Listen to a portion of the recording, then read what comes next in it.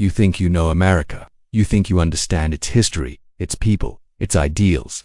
But there are places in this country where the American dream turned into a nightmare so dark, so twisted, that it was hidden from public view for generations. This is the story of one such place, a town where families married their cousins, siblings, and even parents. A town where genetic disorders ran rampant, where deformities were commonplace, and where the line between human and monster blurred. This is the story of Rosewood Hollow, a town so cursed, so forgotten, that it doesn't exist on any map, but it exists in the shadows, in the whispers of those who dare not speak its name. And today, I'm going to tell you everything. Everything you've been told to forget.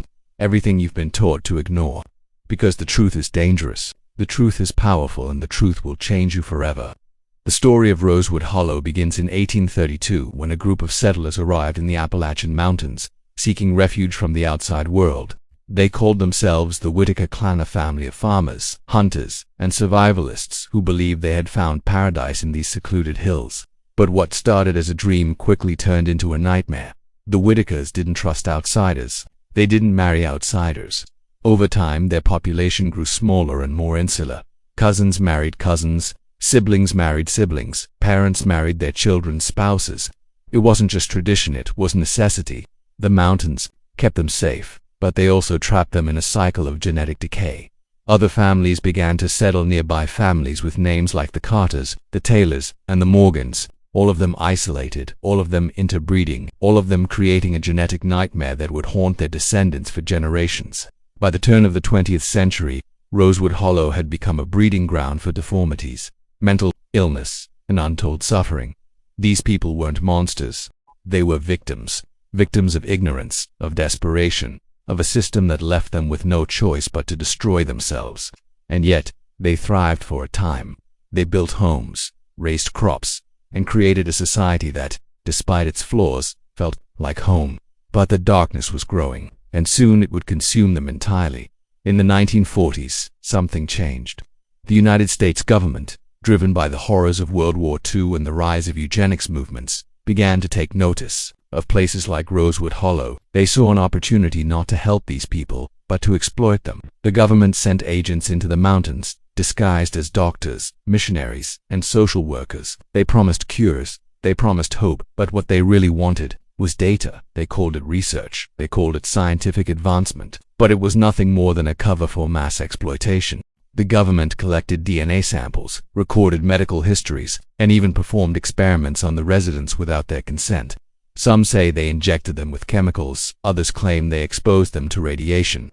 Whatever the truth, one thing is certain. The government used Rosewood Hollow as a laboratory, a place to study the effects of extreme inbreeding on the human body. And here's the worst part. They knew what they were doing. They knew the suffering they were causing. They knew the lives they were destroying, but they didn't care. Because to them, these people weren't human beings, they were test subjects. Tools to be used, discarded, and forgotten. And when the experiments were over, when the data was collected, the government did what governments always do. They covered it up. They erased Rosewood Hollow from the maps, destroyed the records, and pretended it never existed. Comment: awaken the truth. Twice below to unlock the next layer of knowledge. But the government didn't stop at exploitation. They went deeper, much deeper. They realized that controlling the minds of the people was just as important as controlling their bodies. So they implemented a system of psychological manipulation, unlike anything the world had ever seen. They called it the program. It was a carefully orchestrated campaign designed to keep the residents of Rosewood Hollow compliant, obedient, and silent. The government infiltrated every aspect of their lives: education, religion, even family dynamics. They rewrote history, redefined morality, and reshaped reality to fit their agenda. They made the residents believe that their suffering was their own fault, that they deserved it. And here's the chilling part. It worked.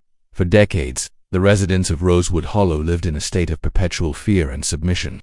They believed the lies they were told. They accepted the abuse they endured, and they passed it down to their children, who passed it down to their children, creating a cycle of oppression that lasted for generations. This is what happens when power corrupts, when institutions manipulate, when the truth is suppressed for the sake of convenience. The people of Rosewood Hollow became pawns in a game they didn't understand, and the longer they stayed in the shadows, the harder it became to escape. But Rosewood Hollow didn't disappear completely.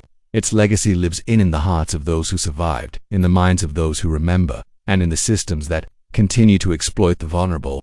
Today, we live in a world where the same forces that controlled Rosewood Hollow are still at work, hidden behind corporate logos, political slogans, and media narratives. The truth is everywhere. It's in the way they control our food supply, our education system, our healthcare. It's in the way they divide us, conquer us, and make us complicit in our own oppression. And if you're watching this video right now, it means you're ready to see it. You're ready to wake up. You're ready to fight back.